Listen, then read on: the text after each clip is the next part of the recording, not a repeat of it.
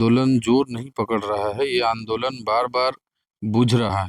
क्या है listing, delisting, धर्मांतरण और धर्म प्रचार और उसका विरोध, ये से 10-15 साल से ये हथकंडा अपनाया जा रहा था और उस जो भी एजेंट लोग भाजपा और आरएसएस का साथ दे रहे थे, ऐसे युवाओं से निशा भगत जी और एक और क्या अभी एंजल लकड़ा करके एक आई हुई है, उनका अपना चाहिए। छत्तीसगढ़ में देखिए हसदेव जंगल चला गया। ये लोग डिलिस्टिंग की बात करते हैं हमेशा, लिस्टिंग की बात कभी नहीं करते हैं। जब इन चाहे आदिवासी धर्म का लिस्टिंग किया जाए तो वहां पे बैकफुट में चले जाते हैं लोग, क्यों के बजाय डिलिस्टिंग डिलिस्टिंग चिल्लाते रहेंगे। ये सब जो हवाबाजी है, कहना कि ईसाई लोग आरक्षण खा जा रहे हैं, नौकरी खा जा रहे हैं, ये बस सिर्फ और सिर्फ एक प्रोपेगेंडा है लोगों को बेवकूफ बनाने का। और जो लोग बोलते हैं कि दोहरा लाभ लेते हैं, वो झूठ फैला रहे हैं, गलत प्रचार कर रहे हैं, वैसा कुछ भी नहीं। आप डिलिस्टिंग के आंदोलन को लीड कर रहे हैं, उनका जीवन देखेंगे, उन क्रिश्चियन समुदाय में नहीं, हिंदू समुदाय में धर्मांतरित हैं। क्रिश्चियन जो बन गए हैं वो गलत है, ये बिल्कुल नाजायज है। आप देखेंगे वो लोग खुद छठ का त्योहार कर रहे हैं अपने घर में। पहले तो आपको गंगा नहाने की जरूरत है, आप खुद पहले शुद्ध हो जाइए। ये जो छिछलाबाजी है, डिलिस्टिंग फिलिस्टिंग, ये सब चीज यहाँ नहीं चलेगा। लेकिन जो आदिवासियों के खिलाफ कुछ भी षड्यंत्र रचा जाता है राज्य में, तो वो सक्सेस नहीं हो पाता है भाजपा।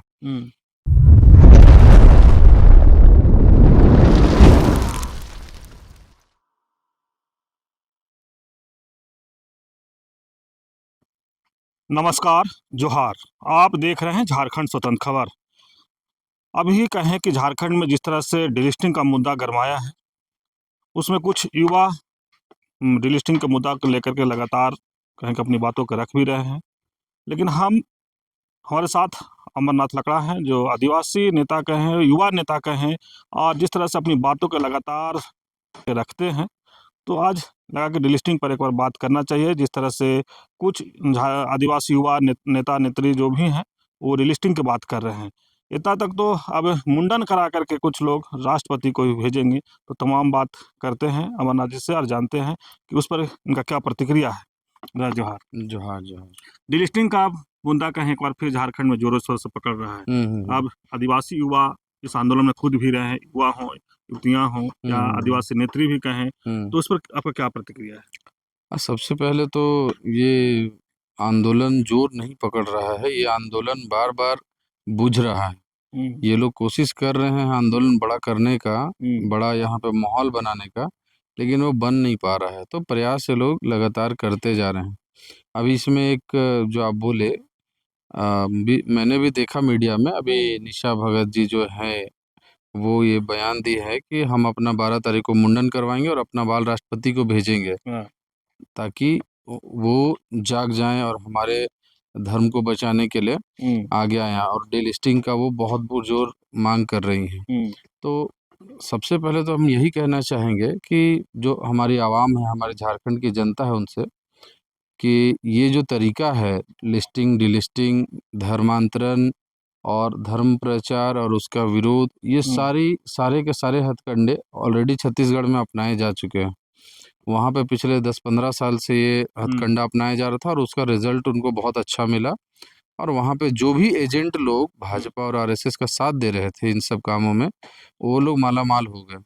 आज उनको बहुत पैसा, ज़मीन सब कुछ मिला। तो हमारे झारखंड के भी कुछ भटके हुए युवा हैं, जिनको रोज़गार नहीं मिल रहा है, जिनके पास कुछ पाने की, बहुत जल्दी पाने की और आसानी से पाने की ललक है, वो लोग ऐसे गलत लोगों के चंगुल में फँस जा रहे हैं और उनके प्रोपेगेंडा पे काम कर रहे हैं, उनके लिए काम कर रहे हैं।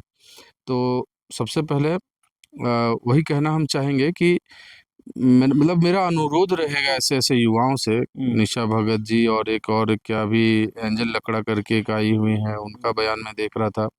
तो थोड़ा अपना 2 पैसा कमाने, अपना जो लालच है, उससे ऊपर उठ के बृहद तौर पे देखें इस चीज़ को, इससे क्या नुकसान होगा, क्या फ़ायदा होगा। अभी देखिए झारखंड छत्तीसगढ़ से सीखना चाहिए। छत्तीसगढ़ में देखिए हसदेव जंगल चला गया, सत्ता परिवर्तन हुआ, हसदेव जंगल चला गया। अभी तुरंत हिड़मा वहाँ पे मारा गया। उसके बाद मैं उसका समर्थक नहीं हूँ, लेकिन आप उसकी प्रतिक्रिया, उसका एक ये देखिए, तुरंत अभी मेन पार्ट जो है, मेन पार्ट, उस जगह पे भी अधिग्रहण होने जा रहा है और वहाँ भी लोग विरोध कर रहे हैं और वो भी कुछ दिन में अधिग्रहण हो जाएगा।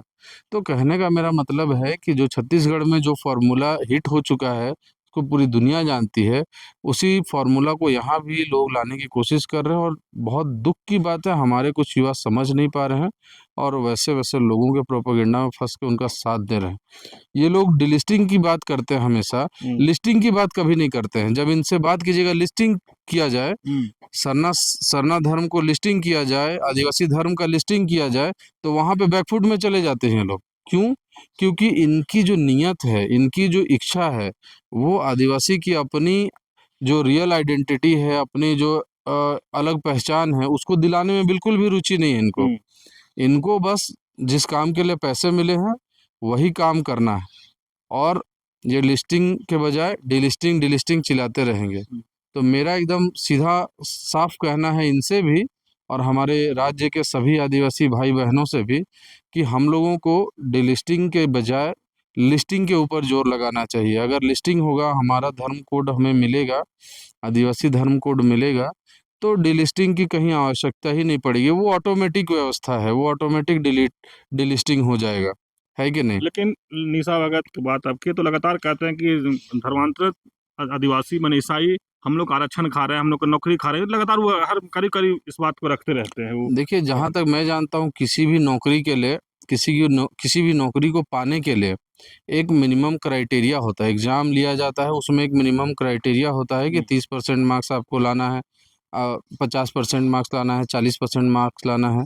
तो वो मिनिमम क्राइटेरिया को जो पार करता है, चाहे वो धर्मांतरित ईसाई धर्मांतरित हो, हिंदू धर्मांतरित हो या मूल सरना आदिवासी हो, जो भी हो, उनके लिए वो एक मिनिमम क्राइटेरिया होता है। वो क्राइटेरिया जो पार करेगा, वो क्वालीफ़ाई करेगा और उसके बाद फिर जो प्रक्रियाएँ हैं चयन की, उनको पास करना पड़ता है। तो वो सारा पास करने के बाद नौकरी मिलता है। ऐसा नहीं है कि अगर मान लीजिए एक वर्ग को आप कहेंगे कि वो इसमें हमारे मने ग्रुप में नहीं रहेगा तो हम लोगों को नौकरी मिल जाएगा, ऐसा बिल्कुल नहीं होता है। हम कई वैकेंसियाँ देखे हैं यहाँ पे जहाँ पे खाली रह जाता है सीट।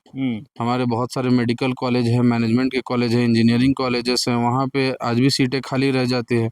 हमारा जब दरोगा बहाली हुआ था रघुवर सरकार के समय में 367 सीटें आदिवासियों की खाली रह गई थी, अयोग्य उम्मीदवारों की मतलब योग्य उम्मीदवार नहीं मिला था उनको। तो ये सब जो हवाबाजी है कहना कि ईसाई लोग आरक्षण खा जा रहे हैं, नौकरी खा जा रहे हैं, ये बस सिर्फ़ और सिर्फ़ एक प्रोपेगेंडा है, लोगों को बेवकूफ़ बनाने का बहस है और कुछ भी नहीं है। सच्चाई इसमें बिल्कुल भी नहीं है और लोग बोलते हैं कि माने इसी बहस में कुछ लोग बोलते हैं कि दोहरा लाभ ले रहे हैं धर्मांतरित लोग। तो मैं पूछता हूँ कहाँ दोहरा लाभ ले रहे हैं बताइए? क्या कोई किसी नौकरी में आपने देखा है किसी वैकेंसी में कि माइनॉरिटी के लिए या क्रिश्चियंस के लिए अलग से कोई सीट रिज़र्व रहता है? कभी नहीं देखे हम तो।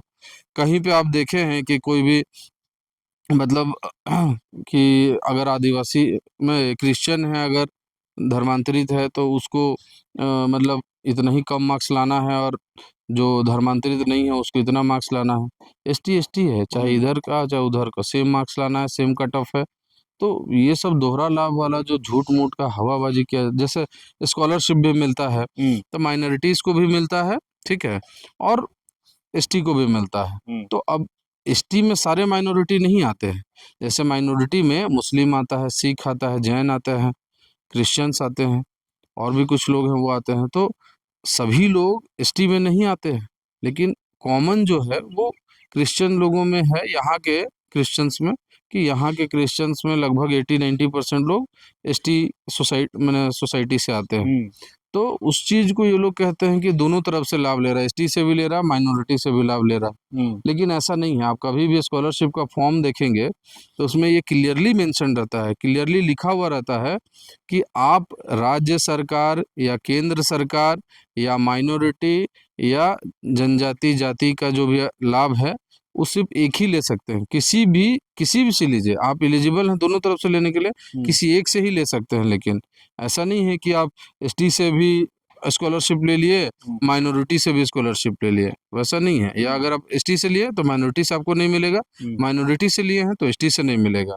यही व्यवस्था है हमारे देश में और जो लोग बोलते हैं कि दोहरा लाभ लेते हैं, वो झूठ फैला रहे हैं, गलत प्रचार कर रहे हैं, वैसा कुछ भी लेकिन नहीं है। आप अभी बोले कि सरना कोड की जब बात होता है तो इन लोग क्यों चुप्पी जैसा बोले चुप हो जाते हैं, उससे पीछे हट जाते हैं, क्यों ऐसा माने इन लोग? एकदम साफ बात है, आप देखेंगे इन लोगों का जीवन, जो भी लोग अभी डिलिस्टिंग के आंदोलन को लीड कर रहे हैं, उनका जीवन देखेंगे, उनके क्रियाकलाप देखेंगे, तो आपको समझ में आएगा कि वो लोग खुद भी धर्मांतरित हैं। वो खुद भी धर्मांतरित हैं, लेकिन वो क्रिश्चियन समुदाय में नहीं, हिंदू समुदाय में धर्मांतरित हैं। और मैं इसका विरोध भी नहीं करता हूँ। जिसको जो अच्छा लग रहा है स्वीकार कर रहे हैं, अच्छी बात है। जिनको जो अच्छा लगे माने। हमारा संविधान भी ये ताकत देता है कि धर्म की स्वतंत्रता है, धर्म मानने की। तो लेकिन उनका ये तर्क देना कि क्रिश्चियन जो बन गए हैं वो गलत है, ये बिल्कुल नाजायज़ है। आप देखेंगे वो लोग खुद छठ का त्योहार कर रहे हैं अपने घर में, है ना? दिवाली, होली मना रहे हैं। मनाना अलग चीज़ है, लेकिन पर्व जैसा छठ का त्योहार होता है, वो रीति-रिवाज पूरी तरह से फ़ॉलो किया जाता है। रूढ़िवादी प्रथा जो है सनातन धर्म का, उसको फ़ॉलो किया जाता है, पूजा व्यवस्था को फ़ॉलो किया जाता है। वो सब कुछ ये लोग करते हैं। उसके बाद ये लोग कहते हैं कि जो क्रिश्चियन धर्म मान लिए हैं, वो गलत है। तो भाई सबसे पहले तो आपको गंगा नहाने की ज़रूरत है। आप खुद पहले शुद्ध हो जाइए। आप खुद अपने आप को वापस अपने माने आदिवासियों के जो हमारा असली धर्म है, सरना धर्म, उसमें लेकर आइए। उसके बाद आप बात कीजिए। ये लोग बस राजनीति करने के लिए इस तरह की बातें करते हैं। अगर इनमें दम है, मैं चैलेंज कर रहा हूँ आपके चैनल के माध्यम से, अगर इनमें दम है, तो एक राज्यव्यापी, देशव्यापी आंदोलन करके दिखाइए लिस्टिंग के लिए। लिस्टिंग के लिए आंदोलन कीजिए, सरना कोड के लिए आंदोलन कीजिए, अमरनाथ लकड़ा साथ में खड़ा रहेगा। लेकिन ये जो छिछलाबाजी है, डिलिस्टिंग फिलिस्टिंग, ये सब चीज़ यहाँ नहीं चलेगा। लेकिन इस डिलिस्टिंग में ईसाइयों को फिर क्यों आगे या कहें कि टारगेट? सिंपल है। बहुत बार मैंने आपके माध्यम से भी बहुत बार ये बात बताया है कि जब तक ईसाई, देखिए ईसाई मिशनरीज जो हैं, उनके पास एक ऑर्गेनाइज्ड पूरा स्ट्रक्चर है, संस्था है, जिसमें वो किसी भी सूचना को, किसी भी आंदोलन को, किसी भी माने संसाधन को फ्लो कराने में बहुत आसानी से वो लोग नीचे से ऊपर, ऊपर से नीचे तक तुरंत कर देते हैं, रातों रात। जिसकी वजह से क्या होता है ना कि जो आदिवासियों के खिलाफ कुछ भी षड्यंत्र रचा जाता है राज्य में, तो वो सक्सेस नहीं हो पाता है भाजपा। तो उनको ये समझ है कि ये लोग को जब तक हम तोड़ेंगे नहीं, इनका जो व्यवस्था है, संचार व्यवस्था है, या एक ऑर्गेनाइज्ड वे में जैसे लोग काम करते हैं और इससे पूरा आदिवासी समुदाय एकजुट हो जाता है, उस चीज़ को हम लोग जब तक तोड़ेंगे नहीं, तब तक हम लोग आदिवासी लोगों का ज़मीन को नहीं ले पाएंगे। और सरकारों का सिर्फ और सिर्फ एक ही टारगेट होता है, ज़मीन, जल जंगल ज़मीन लूटना। आज छत्तीसगढ़ लूट रहा है, कल झारखंड भी लूटेगा, और उनका कोई दूसरा लक्ष्य नहीं होता है। तो कॉर्पोरेट के लिए ये लोग काम करते हैं, हज़ारों करोड़ का चंदा लेते हैं चुनाव में। उस चुनाव में उस पैसे से वोट खरीदते हैं, इल्लीगल काम करते हैं अपनी पार्टी को सत्ता में लाने के लिए। तो ऐसी-ऐसी पार्टियाँ सत्ता में आएँगी, तो अपने कॉर्पोरेट फ्रेंड के लिए क्या-क्या करेंगी। तो उन्हीं सब चीज़ से हमें बचना है, और इसी बचने की कड़ी में थोड़ा-सा रोल मिशनरी संस्था का, जो स्ट्रक्चर वाइज़, जो एक ऑर्गेनाइज्ड वे में जो एक पूरा एक तरह से बना हुआ है व्यवस्था, वो बहुत काम आता है। वो बहुत काम आता है आदिवासियों को जागरूक करने और एकजुट करके आंदोलन करने में। तो इसी को तोड़ना चाहते हैं लोग। आप सुने अमरनाथ लकड़ा की बात। जिस तरह से हम लोग डिलिस्टिंग पर बात शुरू किए थे, डिलिस्टिंग पर बहुत अच्छे तरीके से कहे कि कुछ युवा भटक गए हैं, और कुछ लगातार इस तरह छत्तीसगढ़ की बात भी करते हैं, और अभी भी की है कि छत्तीसगढ़ में जिस तरह से बीजेपी सत्ता में आई, तो जिस तरह से जल जंगल ज़मीन आज वहाँ लोग कॉर्पोरेट घरानों के दे दिए या देंगे, उसी तरह से कह रहे हैं कि यहाँ भी झारखंड में अभी तक जिस तरह से कहें कि जो बीजेपी सरकार है, वो उस तरह से कॉर्पोरेट घरानों को नहीं ला पा रहा है। तो उसके लेकर के आपस में ईसाई और आदिवासी में चाहते हैं कि तोड़ो, जो इनका जो आपस का तालमेल है, वो जब टूटेगा तो सत्ता में जब आएंगे, तो ये स्पष्ट कर रहे हैं कि जिस तरह से हज़ारों करोड़ जो कॉर्पोरेट घराने देते हैं पार्टियों को अपने वोट खरीदने के लिए, तो फिर सोचिए कि जब वो सत्ता में आ जाएंगे तो जल जंगल ज़मीन किस हिसाब से उनको देंगे। तो जिस तरह से लगातार ये कह रहे हैं कि युवा युवतियाँ जिस तरह से डिलिस्टिंग की बात कर रहे हैं, तो डिलिस्टिंग नहीं, सरना कोड की बात क्यों नहीं करते हैं? सरना कोड के लिए उन लोग आंदोलन करें कि जब एक कोड मिल जाएगा तो शायद दूसरी जगह लोग नहीं जाएंगे। लेकिन जहाँ तक दोहरा लाभ पर भी अपनी बात को रखे कि ईसाई, और जहाँ तक आदिवासी की बात है, बोले कि ईसाई लोग दोहरा लाभ लेता है, उसको बात को ही खंडन किए। तो इस तरह खबर को देखने के लिए आप झारखंड स्वतंत्र खबर से जुड़े रहिए। जोहार, नमस्कार।